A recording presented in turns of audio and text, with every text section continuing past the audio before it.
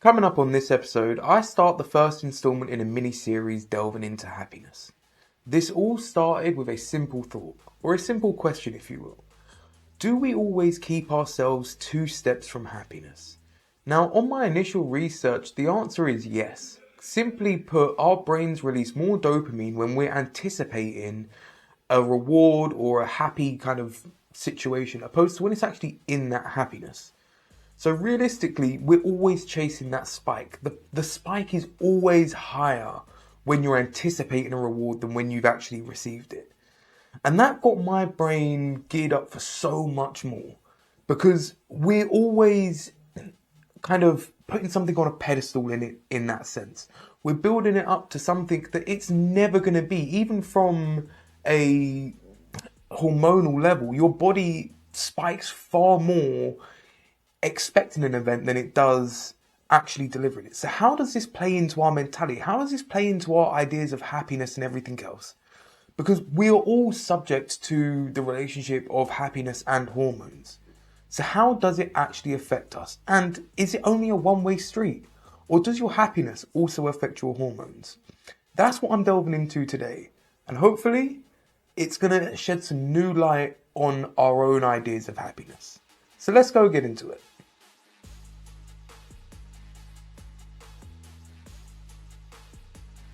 What's going on, beautiful people? This is the Perspective Chasers podcast, and I'm your host, John. On this episode, we are delving into happiness and hormones. And off the bat, there are 4 basic things that we need to look at here in regards to hormones. Your first is the dopamine. It's the reward chemical. It's the one that makes you feel good in that sense. Then you've got serotonin. It's the mood stabilizer. It's the one that levels you out and makes you feel calm.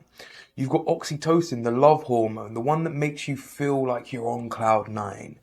And then you've got the endorphins, the painkillers, the ones that let you know that everything's going to be all right and kind of silence those pains in the background. For a little bonus, we also have ideas of, cortisol, which we'll get into later, as I've clearly forgotten what I was going to say about it. But there is so much to delve into when it comes to happiness that to deepen our own understanding of it is only going to better our life. And to look at it from a hormone standpoint is very interesting to me, because it's something that off the bat we don't think that we can actually change or interact with. But the truth, you'll find, couldn't be further from that. Your hormones and your happiness, they interact back and forth with one another. Your levels of your hormones, they impact your levels of happiness. Your levels of happiness, that impacts the specific levels within your hormones. So actually exploring these different things and understanding them at a deeper level is only going to be of service to you. So without further rambling, let's delve into let's delve into the chemical that is dopamine, right? So it gives you that feel-good feeling, that hit when you achieve something, or something like eating chocolate, or just anything that you can associate with that good feeling. But as I said, our body gears up and produces 30% more dopamine when it's anticipating something good than when it actually receives that. So then it got me spiraling down this idea of, is that why people love drink and drugs so much? Because the body kind of overpromises and then underdelivers in that sense. Where I think drink and drugs and all of those wacky things that might be weird and wonderful to some, but I think they promise the exact opposite there. Whereas if once you start drinking, you start out fine, and on the back end, your inhibitions are lowered and everything else. So at least in the immediate, I think the ideas of feeling good are brought far more forward, and you kind of jerry-rig that. Again, I'm not a scientist, so forgive me, but I think you can jerry-rig that system of reward where you trick your body into thinking it's actually getting a better reward than it was promised. Because, again, your inhibitions are lowered, your ideas of reality or your perception of reality is a little bit shifted. There's so many things that kind of change when it comes into rigging the system in that sense. And when you chuck in the extra chemicals and everything else, I would really be fascinated in seeing how your body processes dopamine differently under various substances. because I do think there is going to be a massive, massive difference in not just how your body produces it, but about the system in which it uses to produce it. So I would be really interested to see if it's still that 30% overpromise when you're when you're under the influence of drink or drugs, simply because it's going to change the whole kind of chemical concoction within your body. So now, is it going to change the pathways and how things navigate differently? To me, it's really interesting, and it helps with motivation, pleasure, and focus. But when you're tweaking these things, when you've got other influences involved in it, how true is it? Like, are we contaminating the system with these things? Again, off the bat, my mind says, well, yeah, as soon as you chuck in anything that isn't kind of part of your body's natural homeostasis, you're essentially rigging the system and cheating the game. But what does that mean for our happiness? Does it mean that in the short term you are overly happy, but then when you look back, you're like, I don't even understand why I was so over the moon, or why I done what I did, or whatever else? Which everybody's got a drunk story where they're like, why the hell did I do that? Well, maybe that's the reason. Your ideas of happiness, your hormone system was hijacked by whatever substance you was running that time. So it's really interesting to kind of delve into the different things that equate to our happiness.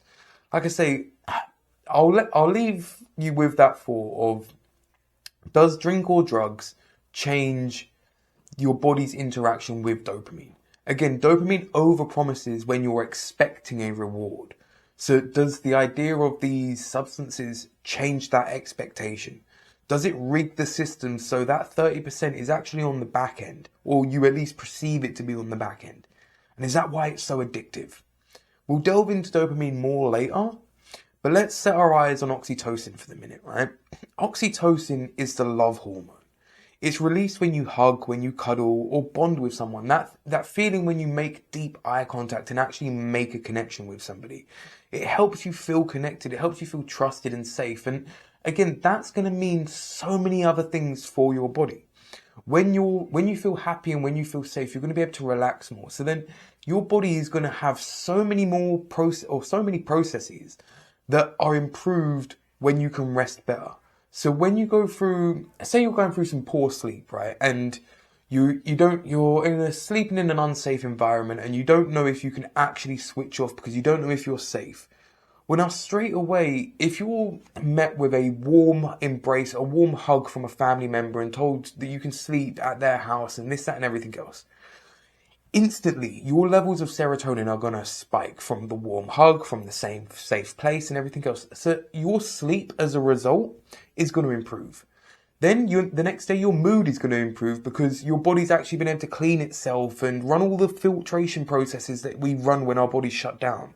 And you're going to be able to perform them better, so then you're going to feel better when you wake up.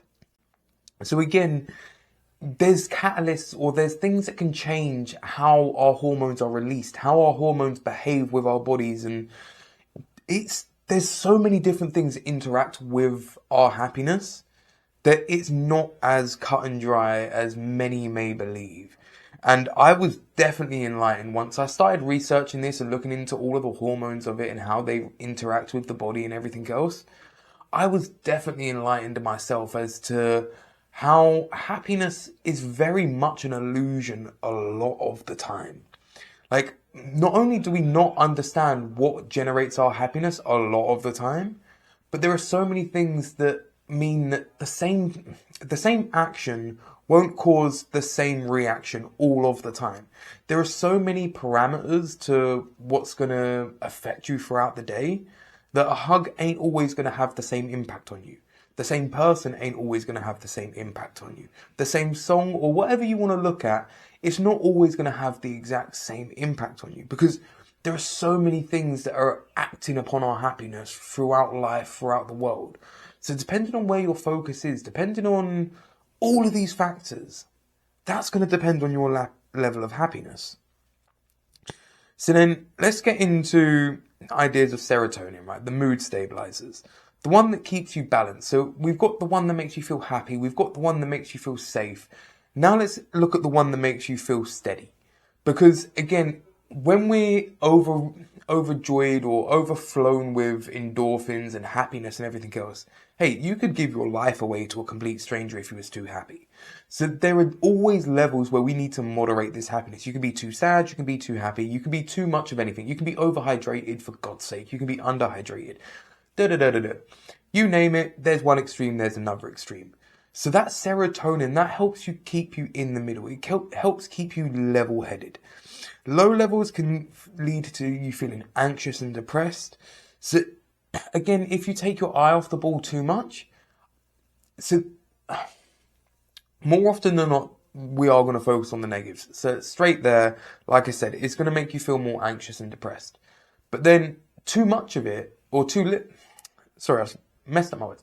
Too high levels of serotonin are going to end up having you feeling over euphoric and like giving your life away. Giving away every single one of your possessions with a smile on your face for really and truly no reason. So having something to stabilize both the good and the bad is highly important. So understanding that like sunlight, exercise, certain foods can even boost serotonin. There are going to be so many things that again impact this chemical. So now we're 3 chemicals deep and every one of them has something different that's going to affect them. Are we getting confused yet? Is the idea of happiness starting to seem complicated yet? Because it is to me. On that note, let's move on to endorphins, the painkiller. Now, it's released during exercise, laugh time, and surprisingly eating spicy food, which to me made me think. Again, a lot of these thoughts will make me spiral and make me go down rabbit hole after rabbit hole, right? But then there's an old kind of like wives' tale of if you're pregnant and you're about to have birth but the baby's not coming, eat some really spicy food. There's a couple other things suggested, but let's focus on the spicy food one for now. That idea of spicy food, is that going to then spike the painkiller hormone of endorphins and then make childbirth that bit easier? So then is it kind of waiting for the body to get into a certain level of each hormone before it starts a very grueling process, a very strenuous and just exertion that is probably the most exertion any human can go through at one given time, right? So maybe it is the body's way of saying, look, we need to get each level to kind of this state or that state before we can bring life into the world. And that's kind of what I took away from that, where it's just like, I wonder if that's where spicy food comes into pregnancy. But again, that sends me on tangents, so back on topic. The reduce of pain makes you feel good. So like, I remember before, right, I think I had a cracked wisdom tooth or something. And the amount of pain that I was in was absolutely unbearable. There's a thing with tooth pain where it's because the nerves are so close to the brain, it's a very short journey for the pain receptors to kind of get zapped. So toothache is like bang in your head. It is going to be vicious and so strong. So I took some, I can't remember what it was, some seriously strong painkillers that my mum gave me, right? Man, I think it was like one of the codes. Anyway, we're driving to the dentist and the painkiller wore off. And oh my God, when the pain, like when severe pain goes away and then comes back again, it gets amplified to a couple of degrees, trust me. And I remember sitting at the dentist and they was basically like, look, your appointment was messed up. They sent you the wrong time. It was half an hour ago. And I turned around to them and said, look, I am not leaving this place until somebody sticks something in my face. And when I eventually got seen, I sat there for hours with my face throbbing, just holding my face, waiting for somebody to just give me something. And the moment I eventually got seen a couple of hours later, they gave me some painkiller or some numbing stuff into my gum. And just how quickly the pain went, oh, I felt so high. I felt on cloud 9 from being in excruciating pain where I wanted to rip my own tooth out with my bare fingers, to I can't feel a thing. I could eat a steak as if it was, my favorite meal, That quick shift in levels of pain, the euphoria that I felt, It was insane. And I could have kissed the man. And hey, I'm not that way inclined. But the level of pain that I was in 30 seconds before that, I would have done anything to get out of the pain in that moment. And it really makes you think that how important are these endorphins? So when you're thinking that if you're not somebody that exercises and you're not somebody that laughs or enjoys spicy food, man, where are you getting your endorphins from? I'm not saying they're the only places to get your endorphins, but damn, like you need something to dull the pain. Like life has that kind of up and down, and it always needs that contrast. So there's always going to be joy, there's always going to be pain. Sometimes you're going to need something to mediate that kind of thing. So let's kind of get into a more serious question or a more direct question, right? Can happiness affect your hormones? Yes. It works both ways. Happiness affects your hormones affect your happiness. Your emotions and your lifestyle can affect your hormones on many levels. From the feeling of being happy and safe, to relaxing and meditating, exercising and laughing. There are so many things that impact your happiness that if we overlook these things, you're not only subject to being unhappy, but subject to not knowing why. And for someone like me, not knowing why is more annoying than not being happy in the first place. Full disclosure, when I started this research on happiness and kind of going down this rabbit hole, I was surprised in a lot of the stuff that I came across. Not because it was overly enlightening or whatever else, but because so much of it was glaringly obvious. But because it's glaringly obvious, we often overlook it. Like, there are so many things where you have a good meal and you feel good after. Like that good feeling of full, or you see some people and you kind of socialize and you decompress and you realize life ain't so bad and you relax a little bit. Or you do some meditating and you actually organize your thoughts and bring everything into kind of focus and just realize where you are in life. Like there's so many different things that can impact your level of happiness. And actually taking the time to look at it is going to be so important. Really and truly, before getting hit with this question, I don't think I've delved so much into ideas of happiness. And believe me, we've only got to the surface of it so far. Like, yes, your happiness equal, your levels of happiness is equivalent, not equivalent. Your level of happiness is somewhat dependent on your levels of certain hormones. But the two are back and forth. So your levels of hormones are also dependent on your level of happiness. Yeah, it gets confusing, I know. I did say that earlier, didn't I? But there are so many things we can do to impact each thing. So let's kind of delve into each one of these a little bit more. Starting with dopamine, right? Dopamine is the kind of motivation and reward loop. How it works, dopamine is released when you expect a reward. Well, not just expect, when you expect and receive, but when you expect a reward, you receive 30% more dopamine than when you actually receive the reward, right? So it motivates you to take action. That's your brain's association with pleasure or success. So now, if it didn't spike up that extra 30%, would we still be as motivated to go get the thing? Like, I have this idea of Chinese food, right? When you're thinking about ordering Chinese food, it's going to taste so much better in your mind than when it actually turns up at the door. Or at least it does for me. Often when it turns up in the door, it's far greasier than you expected, it's this, it's that, or whatever else, right? But in your mind, you don't think about those things.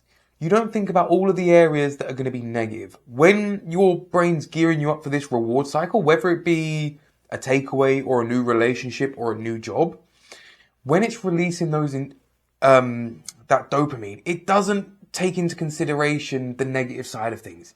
It doesn't take into consideration what could go wrong. Oh, what if this? Oh, what if that? And that is a very, very important aspect of it. Again, that's where the stabilizers are going to come into it later down the road. But if we're just looking at dopamine here, if it runs away from us, it's going to get us in a big heap of trouble. Because there are some things that if we're promised, we would do leaps and bounds of things for. So actually understanding that relationship of dopamine, understanding that dopamine overpromises us, instantly it's changed my mentality towards many things, especially food. Well, food and drink, right? Because drink's my nemesis. I love a fizzy drink. Nothing like cracking open a cold can of fizz. And yeah, it just hits differently for me. But now I understand that my anticipation of having that ice cold can of whatever is going to be far higher, or 30% higher, than the actual feeling of when I get the reward. And that makes me question, do I actually want the thing, or do I just want the idea of the thing? And that's changing how I think about things literally in the immediate. So it is very interesting. So again, let's look at where it acts, right? So mainly in the reward system of your brain. Again, like I said, areas like the, oh my goodness, that's the word, nucleus accumbens. Yeah, nah, that's not going to happen, right? So look, it occurs in a few different aspects of your brain that I cannot pronounce even from my words. This is the thing with trying to understand happiness. It's the over-technicalization of it. So even with my notes, I've tried to simplify my notes and everything else, but a lot of these words we don't use in daily life, especially names for parts of the brain and things like that. So when somebody's confronted with like, oh, dopamine, it mainly works in your prefrontal cortex, or your ventral tegmental area, your VTA, or the nucleus accumbens. That's like, yeah, I've literally just told myself gibberish. I said those words probably wrong and didn't even know what I said. So when you're trying to say like to people, look, your brain tricks you. It overpromises and then you essentially feel like it under-delivered on the back end. But the overpromise was to get you off your butt. It was to get you to do that thing. So when you understand that, it's far easier to understand how that relationship's working and how sometimes it's of service to you and sometimes it's of detriment to you. So what do I have on interactions? Well, so the thing is that when you want something, that's when it kicks in. When you get something, that's when you kind of get your hit of serotonin and it's more like, cool, I'm content. So now when you're in that state of always wanting, you're just going to get your dopamine kind of production is just going to get fatigued. So I think that, I'm going to go on a slight tangent. That's going to tie into your ideas of goal setting. So when you go into goal setting, if you set your goals too big and you don't get those regular hits of dopamine, you're not gonna kind of get topped up enough to keep on going. So that's why, like, I've mentioned it before in terms of like SMART goals and goal setting in general. But if you're not intelligent about how you set your goals, you're gonna essentially set yourself up for failure from the get-go.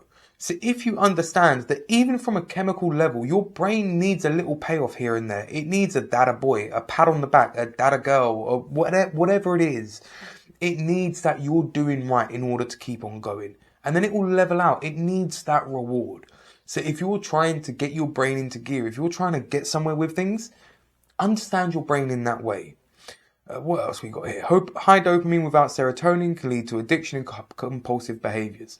I mean, that kind of sends me back to what I was saying earlier on about the ideas of dopamine and alcohol. So when you've got something that could potentially jerry-rig that system, is that where the addiction comes into it? Because we know, maybe we don't know on a conscious level, but maybe our bodies know on more of an intrinsic level that, okay, cool, our dopamine is a rigged system. We're overpromised, so we get off our butts and then it under-delivers. Whereas if I put X, Y, or Z substance in my body, it goes in flat and then spikes on the back end.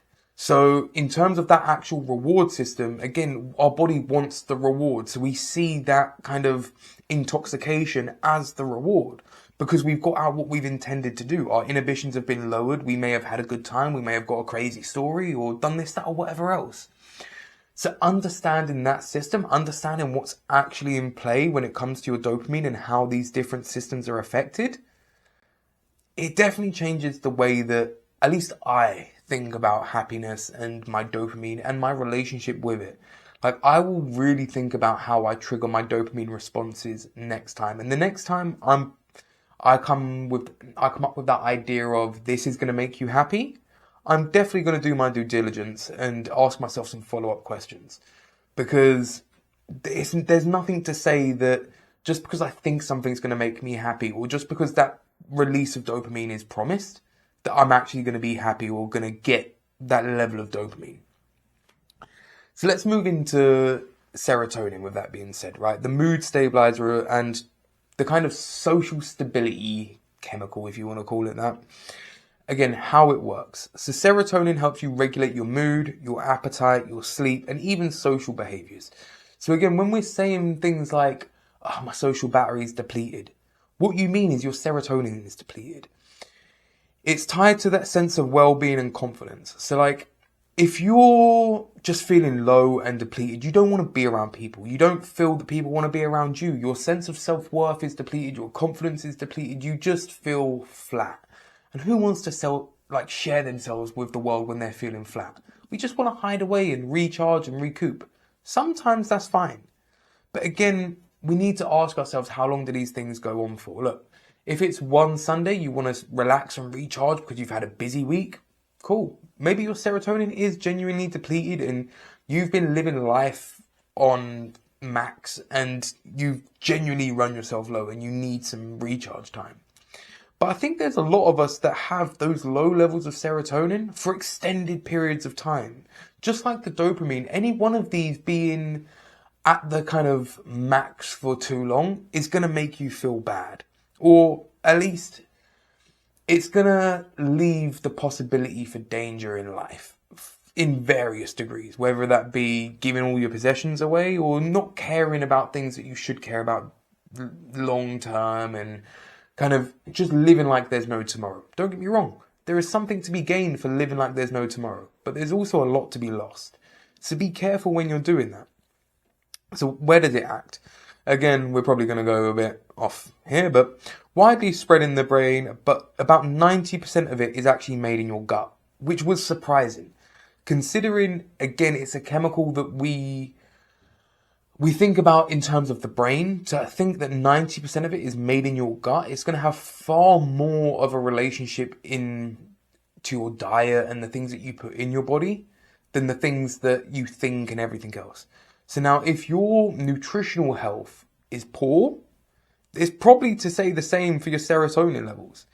Like there are so many things that are going to act on different parts of the serotonin that if you're eating terrible food, which, let's be frank, most of us are, like, one time or another, you're eating some crap. I'm sorry. Like, I'm guilty of it. You're guilty of it. A lot of us, majority of us, over 90% of us are going to be guilty of it. So, hey, there is going to be something that you can improve. If you can improve your gut health, you're going to improve your mental health. Who knew? Like, genuinely improve the food on your plate and improve the thoughts in your mind. That is freaking amazing. Like, there are so many things that we can do. Like I say, there are so many things at play here. Yes, I know it's confusing, but it also means there's a lot of things that we can try to do to be happier. Whether it be kind of optimizing our levels of serotonin, or optimizing our levels of dopamine or our relationship with it, or realizing the relationship with our endorphins or oxytocin, understanding all of these different aspects are just, at least to me, going to help us all be happier. This stuff should be taught in school. You should be taught about your emotions, how to handle them, what triggers them, and all of these other things. Ask yourself why they don't. Anyway, I'm getting distracted again. Serotonin, to kind of summarize it up, it balances that dopamine. It keeps that desire from turning into obsession. And hey, we all know an obsessive individual or two out there. And so just having, who knew actually? I wonder what a stalker's diet looks like. Just thinking of obsession there. Like, if you was to take the diet of, say, 50 stalkers, would you find a commonality? I don't know, but I'd be interested to find out. Anyway, getting distracted again. So let's go on to oxytocin, the bonding and trust hormone, right? How it works. It's released during touch, eye contact, kindness, and social bonding. It helps you feel safe, loved, and connected. And I think this is kind of our tribal hormone. Like, I've said it before, I'll say it again. No man or woman can do it all themselves.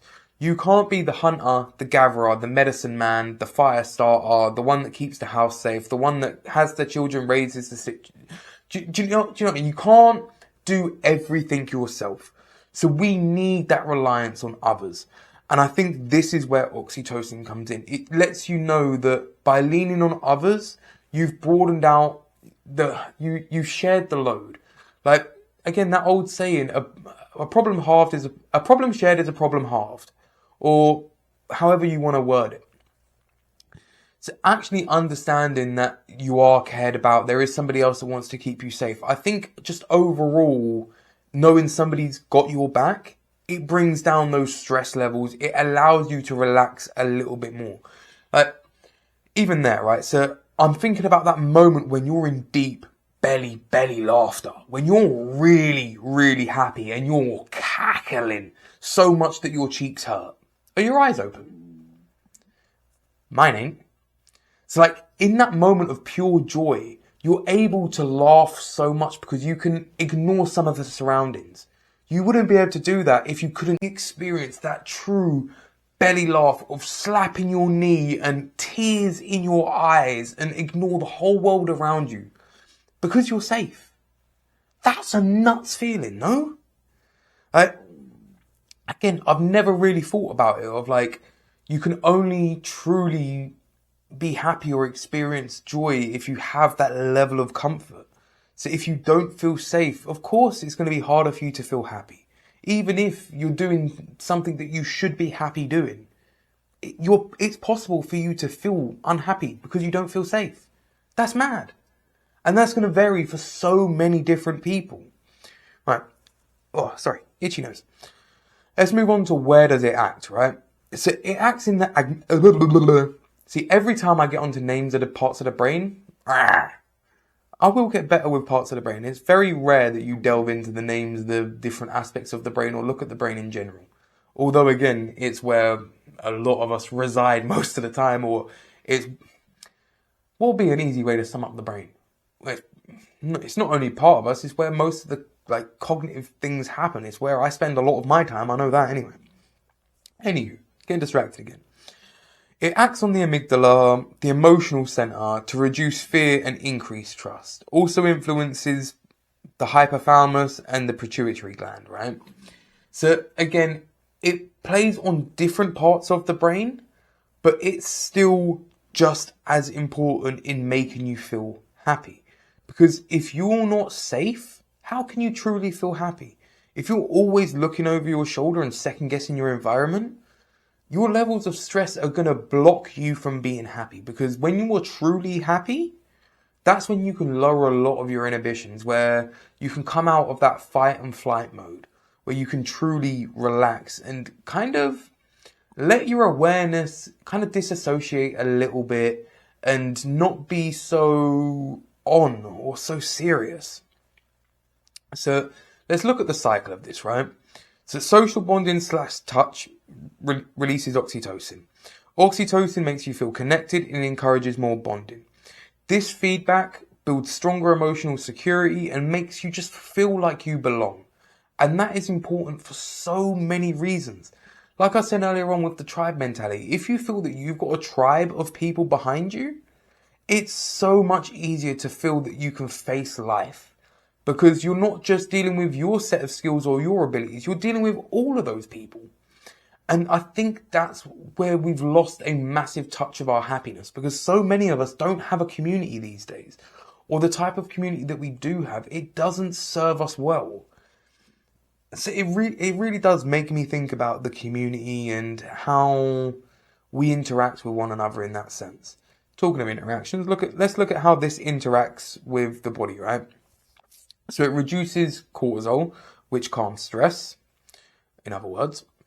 It supports serotonin, the contentment kind of feeling, and even helps dopamine work better, that reward in the relationship, kind of, the reward feeling of the relationship. Anyway, so when all of these different bits are working together, you find that idea of homeostasis. Again, one's going to act on the other, and one helps another move a little bit more smoothly or takes out some of the barriers in one of the chemicals, ways, and everything else.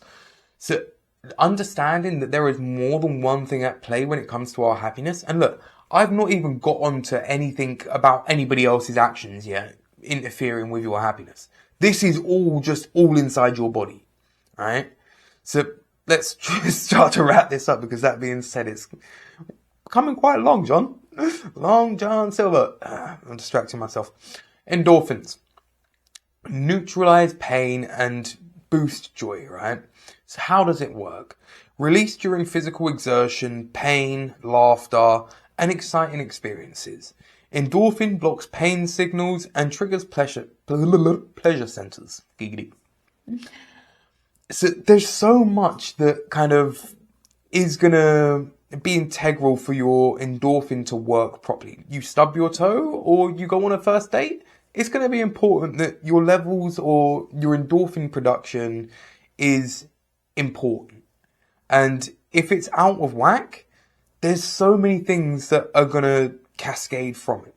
So where it acts in the brain, in that term, it binds to opioid receptors in the brain, right? Similar to morphine. So it genuinely is like a painkiller. So when you're in times of discomfort, see, I'd be interested to delve deeper into how much this affects just physical discomfort or if it's also emotional discomfort. For example, does your body release endorphins when you're being verbally bullied, or is it just physically bullied? It's interesting because, again, that would tie into your ideas of stress, because different people are going to be triggered by different things. So it's very interesting to actually just delve into the ideas of happiness in itself. It acts mainly in the limbic system, to get a bit back on topic. But that means very little, right? When you're looking at, what does it actually do? It blocks pain. Like that is the big thing of it, right? So when you're in stress, pain, or exertion, endorphin spikes. Pain decreases, pleasure increases. We can't focus on both at the same time. You can't, maybe you can. Can you be in pain and pleasure at the exact same time? I don't know. I think it'd be go from one to the other. I think if you was to actually look at it in like real time, the spike in pain might come first, and then once you're out of pain, that would then spike the pleasure because of the up and down release kind of metric, I guess, or relationship. Anyway. And then your body learns to handle stress better the next time. But more often than not, it works alongside dopamine to reinforce behavior and helps keep your cortisol levels in check, right? So again, all of these things are mediating each other. They're bouncing off one another. They're saying, hey, that's gone high, so I need to go low, or that's gone low, so I need to go high. And they all interact with one another. This is all going on in your body in its own chemical processes before anybody's said hello to you or boo or whatever else. So like I've said with many things, it all starts with you. Your happiness is no different. It all starts with you. Look at what you're eating. Look at what you're thinking, what you're watching, what you're consuming. All of these different things are going to feed into your levels of happiness, your ideas of happiness. Hell, you might actually be in a... What's the word? Damn it. You might actually be damn it. My mind's getting two words confused. You might be inhabilitating? No. Damn it. You might be stopping yourself from feeling good, right? You might be getting in your own damn way. I know I've done it time and time again. So ask yourself some serious questions about this. Look at the different aspects of your life.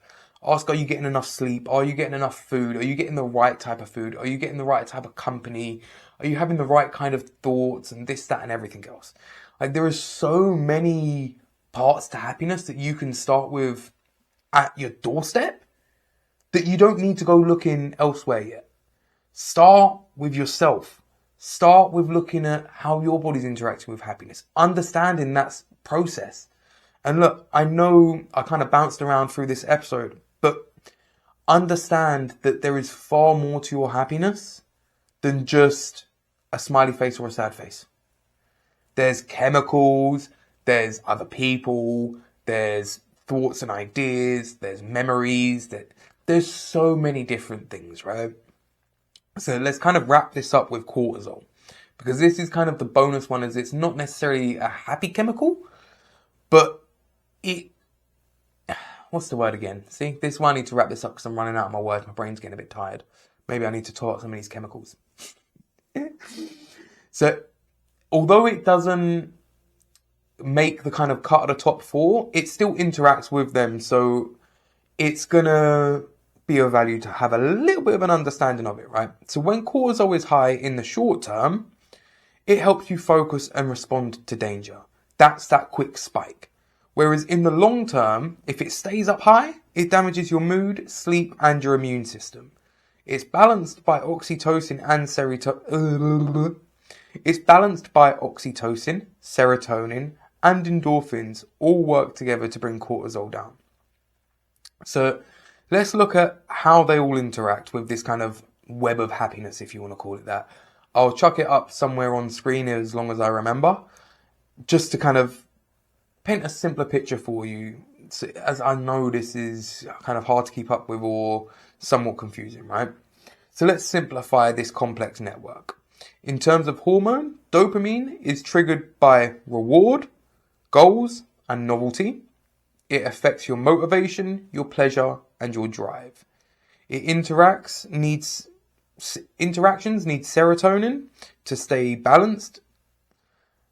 In terms of the hormone serotonin, sunlight, food, and messing up my words, I apologize. Sunlight, food, exercise, gratitude are going to be the triggers. The effect is going to be your contentment and your mood stability.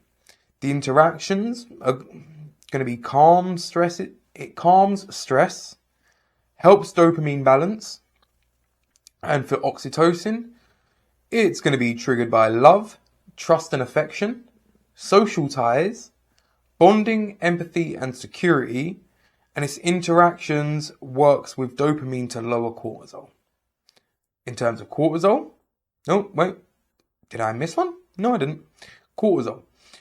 Stress, fear and poor sleep. I know I am definitely guilty of that last one. Alertness in the short term, anxiety in the long term. So if your cortisol levels are high and you're anxious, maybe there's some work you could be doing on your diet there. But anyway, it's balanced by the others. So in essence, your thoughts and habits and relationships directly shape your hormones. But so does the switch. Your happiness directly affects your hormones. If you turn your hormones, if you kind of ignore your hormones and how they're interacting on your body, you're going to be missing a massive, massive, massive part of yourself, in which that understanding is only going to be deepened when, not even the understanding is going to be deepened, I said that wrong. It is going to be deepened, but the way in which you go about dealing with your happiness, that I think is going to be the massive change. So again, like the Snickers advert of like, you're not you when you're hungry. And then they throw them a Snickers. Well, that then instantly goes to show you that happiness and appetite are correlated. Everybody knows the term hangry. I'm, again, guilty of that one freaking all the time. I know if I'm low on food and everything else, that I don't need to be socializing. I need a good damn meal. So understanding that is a massive, massive one. And just understanding that, look, I've badgered on for X amount of minutes now about how the different hormones interact with your body. And all of these different hormones are impacted by various aspects of life, from your personal interactions, from your plate, from your sleep, from your work environment and everything else, okay?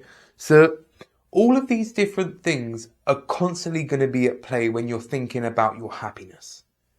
So understand it is a very simple term to discuss a very, very complex thing. And like much of life I say is complicated simplicity, this is much the same. You can make happiness as complicated as you want to make it. I think I've just tried to make it fairly complicated. Or you can make it very, very simple. And the simple way is, does it make you feel good? Yeah, then it's probably somewhat to make you feel happy. But even that I have problems with. Which those questions will come up on later episodes as we continue to delve into this idea of happiness. And question, do we keep ourselves 2 steps away from happiness a lot of the time? Because I really think we do, and I know it is something that I am heavily guilty of. But anyway, that's about it for the kind of hormones episode. Again, we will delve deeper into happiness over the coming weeks. And any of your thoughts and ideas on happiness, please drop them in the comments below. I would love to hear from you and understand your ideas of happiness, both on a hormonal level and your personal level. What triggers your happiness and what prevents your happiness? Again, it's going to look very different for all of us. So having that deeper understanding, to me, it's going to enable us to understand our own happiness a lot better and a lot deeper. And now for the seed for this episode, it's going to be understand that many, many things affect your happiness. From the food that you eat to the shows that you watch, they have an impact. You may not see them directly, but if you could see them chemically, you would see that the food on your plate and the shows in your to-watch list, they send your hormones up, down, left, right, and every other which way. So genuinely, be intentional about what you watch, what you consume both physically and mentally, because it affects your happiness, not just today, but tomorrow and into the future. It shapes your thinking and how you understand the world. So seriously, curate what goes into your body. All the best, and I'll catch you on the next one.